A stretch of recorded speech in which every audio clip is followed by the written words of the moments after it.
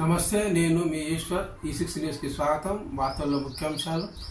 భారతదేశ తొలి ప్రధాని జవహర్లాల్ నెహ్రూ వర్ధంతిని పురస్కరించుకొని టీపీసీసీ వర్కింగ్ ప్రెసిడెంట్ జగ్గారెడ్డి ఘనంగా నివాళులర్పించారు. గాంధీ భవన్లో నిర్వహించిన ప్రెస్ మీట్లో మీడియాతో మాట్లాడుతూ స్వాతంత్రం పోరాటంలో కనీస అనుభవం లేని పార్టీ బీజేపీ పార్టీ అని, ప్రస్తుతం దేశాన్ని పరిపాలించడం దురదృష్టకరమన్నారు.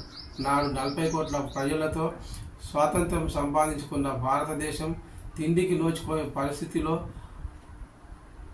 ఆ సమయంలో దూరదృష్టితో దేశంలో సరైన పంటలు పండించగలిగితే ప్రజల ఆకలి తీర్చిన వారం అవుతామని ఆలోచించి దేశవ్యాప్తంగా ప్రాజెక్టులను నిర్మించి సస్యశ్యామలంగా దేశాన్ని మార్చింది జవహర్లాల్ నెహ్రూ అని కొనియాడిన జగ్గారెడ్డి, 10 ఏళ్ళు అధికారంలో ఉన్న బీజేపీ మతాల వారీగా విడదీసి సమాజంలో అశాంతి రేపడం తప్ప చేసింది ఏమీ లేదని విమర్శించారు. ప్రధాని మోడీ ప్రజలకు కావలసిన ప్రాజెక్టులు నిర్మించలేదని, విశాఖ ఉక్కు వంటి పెద్ద కర్మాగారాన్ని నెహ్రూ కానుకగా ఇస్తే దాన్ని అమ్మాలని చూసిన ప్రధాని మోడీ అని విమర్శించారు.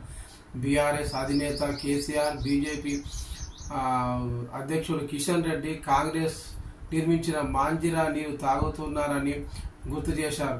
విలేకరులు అడిగిన ప్రశ్నకు జగ్గారెడ్డి తనదైన శైలిలో సమాధానం ఇచ్చారు.